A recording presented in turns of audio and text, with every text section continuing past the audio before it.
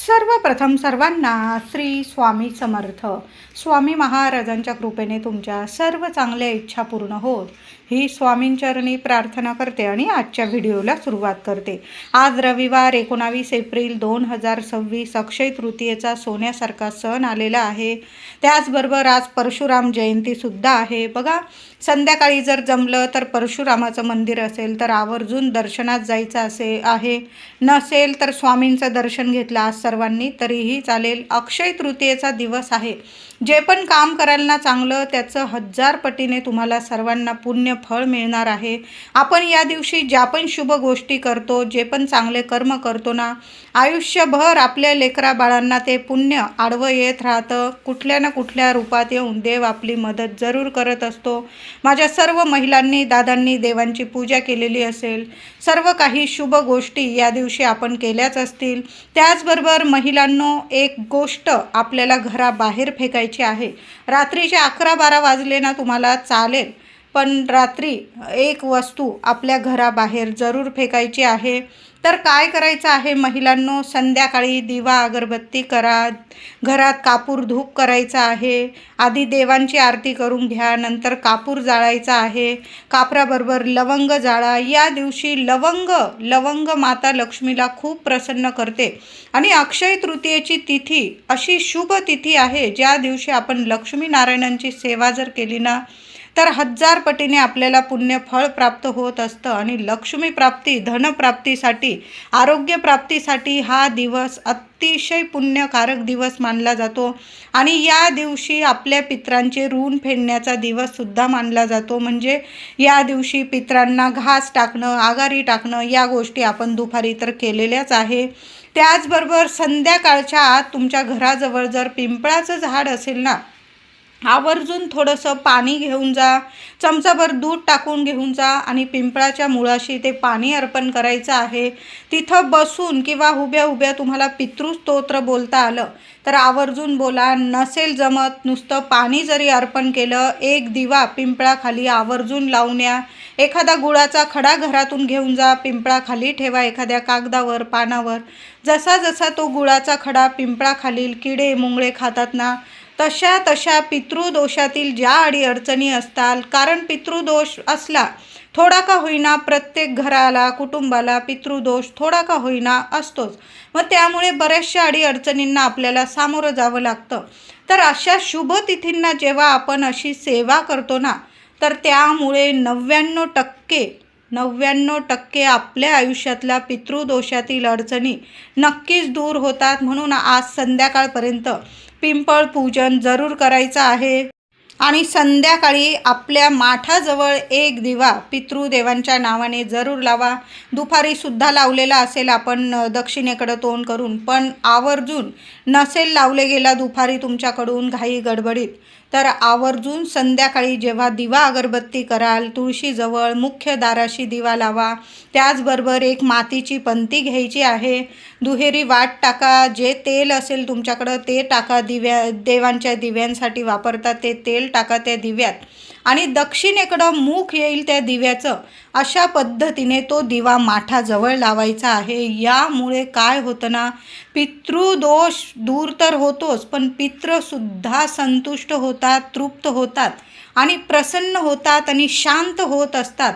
म्हणून जेव्हा पण अशा शुभ तिथींना माठाजवळ दिवा लावाल ना, तर तुम्हाला तुमच्या घरात चांगले अनुभव यायला लागतील. काही महिलांचा तर नित्य नियम असतो, संध्याकाळ झाली की एक माठाजवळ दिवा त्या लावतच असतात. तुळशीजवळ लावतात, मुख्य दाराशी आणि माठाजवळसुद्धा दिवा लावतात. बघा, माठाजवळ जी महिला दिवा लावते ना, तिच्या कुटुंबाला कधीच कुठले पितृदोष लागत नाही. असले पितृदोष तरी त्यांच्या अडचणी त्यांच्यावर कधीही येत नाही. म्हणून पितृदोष निवारण्यासाठी आज अक्षय तृतीयेला आवर्जून थोड्या वेळ जरी लावला तुम्ही, एक 5-10 मिनटं चालेल, पण आवर्जून संध्याकाळी आपल्या माठाजवळ दिवा जरूर लावा. अक्षय तृतीया आहे, तुम्हाला माठाची खरेदी करायची असेल तर आवर्जून आजचा दिवस खूप सोन्यासारखा आहे. मातीच्या पंत्या खरेदी करू शकता. गुल्लक म्हणजे गल्ला, जो पैसे साठवतो आपण देवांसाठी, तो गल्लासुद्धा आज जरूर खरेदी करा. महिलांनो, तुम्ही कुंभार दादांकडनं गल्ला घेत असाल तर आवर्जून मातीच्या पंत्या खरेदी करा, गल्ला खरेदी करा. आणि आजच्या शुभ तिथीला त्यात माता लक्ष्मीनारायणांच्या नावाने किंवा आपल्या कुलदेवीच्या नावाने एक 11 रुपये 21 रुपये त्या गल्ल्यात आवर्जून टाका. बघा, घरात तुमच्या लक्ष्मी कशी स्थिर होते, कधीच पैशाला कमी राहणार नाही. असे थोडे थोडे महिन्याचा पगार झाला की थोडे का होईना प्रथम देवांसाठी त्या गल्ल्यात पैसे काढायला सुरुवात करा. गल्ला जेव्हा भरेल, जास्त पैसे साठतील, त्यातून देवीसाठी, आपल्या देवांसाठी, देवाऱ्यासाठी ज्या वस्तूंची गरज आहे त्या वस्तू तुम्ही खरेदी करू शकता. पण गल्ला घेण्याचा म्हणजे जो आपण पैसे साठवतो गल्ला, तो घेण्याचा एकमेव चांगला शुभ दिवस असतो तो म्हणजे अक्षय तृतीयेचा. आणि मातीचा गल्ला तर खूप खूप सुंदर अनुभव देतात घरात. तुम्हाला इतर गल्ला खरेदी करायचा असेल तुम्ही तोही खरेदी करू शकता. पण मातीचा गल्ला कसा, आपण त्यात जर पैसे साठवले ना तर आपल्या सर्व इच्छा प्राप्तीसाठी, लक्ष्मी प्राप्तीसाठी, धनप्राप्तीसाठी हा गल्ला मातीचा जरूर खरेदी करून आणा.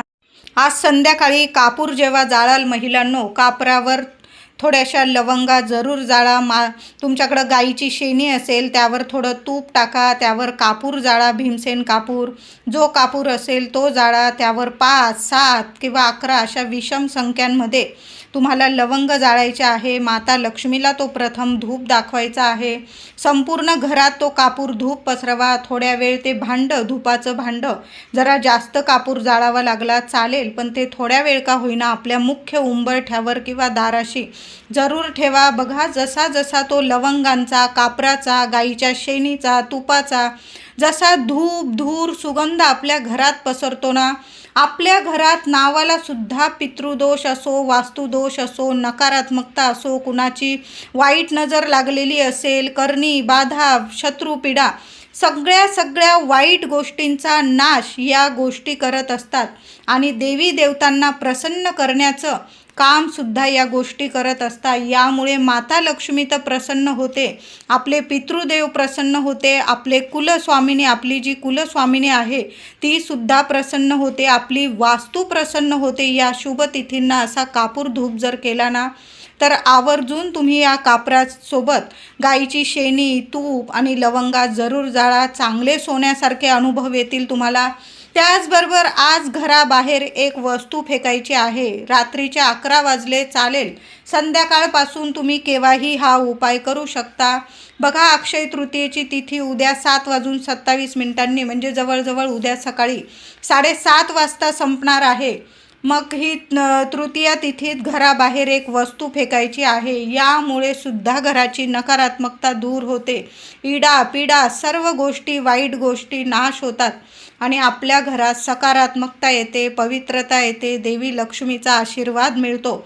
तर काय करायचं आहे, संध्याकाळी दिवा अगरबत्ती झाल्यानंतर हा उपाय करायचा आहे महिलांनो. उजव्या हातात थोडीशी काळी तीळ घ्यायची आहे तुम्हाला आणि तुमच्या घराच्या मागच्या खोलीपासून ती काळी तीळ तुम्हाला हातात घेऊन तुम्ही घरभर फिरायचं आहे. ज्या समस्या आहे, ज्या इच्छा आहे तुमच्या, त्या बोलायच्या आहे मनातल्या मनात. या वेळेत हा उपाय करताना कुणाशी बोलू नका, शांततेत उपाय करा. सर्व घरात फिरून घ्यायची ती काळी तीळ घेऊन आणि सरळ घराबाहेर जायचं आहे. एखाद्या कोपऱ्याला ती काळी तीळ टाकून द्यायची, कुणाचा पाय पडणार नाही याची नक्की काळजी घ्यायची आहे. तर ती काळी तीळ टाकून द्यायची आहे. आता काळी तीळ नाही तुमच्याकडं तर काळी मिरी तर सर्वांकडंच असते. काळी मिरी जी आपण जेवणात वगैरे वापरतो ती काळी मिरी घ्यायची आहे. 5 दाणे घ्या, 7 घ्या, 11 घ्या, असं विषम संख्यांमध्ये तुम्हाला काळ्या मिरीचे दाणे घ्यायचे आहे. काळी तीळ असेल तर त्याचाच वापर करा, नसेल तर काळी मिरी घ्या. संपूर्ण घरात फिरवून घ्यायची आणि एखाद्या कोपऱ्याला घराबाहेर टाकून द्यायची आहे. यामुळे सुद्धा घराची इडापिडा नकारात्मकता लगेच नष्ट होते. विनाकारण कुणी शत्रू त्रास देत असेल त्याचं शत्रुत्व सुद्धा संपून जाईल, तो मित्र बनेन तुमचा. इतका सुंदर उपाय आहे. अक्षय तृतीयेला या 2 वस्तूंपैकी एक वस्तू घराबाहेर टाकायची आहे. शांततेत उपाय करा. मनातल्या ज्या समस्या आहे ती वस्तू उजव्या हातात घेऊन घरात फिरवताना आपल्या समस्या बोलायच्या आहे आणि घराबाहेर फेकताना आपल्या समस्या संपलेल्या आहे, नष्ट झालेल्या आहे, अशा हेतूने ती वस्तू घराबाहेर टाका. घरात या, हातपाय धुवायचे आहे आणि मग घरात वावर करायचा आहे. सुंदर अनुभव येईल. नक्की करून बघा. व्हिडिओ आवडला असेल लाईक करा, शेअर करा, चॅनलला नक्की सबस्क्राईब करा.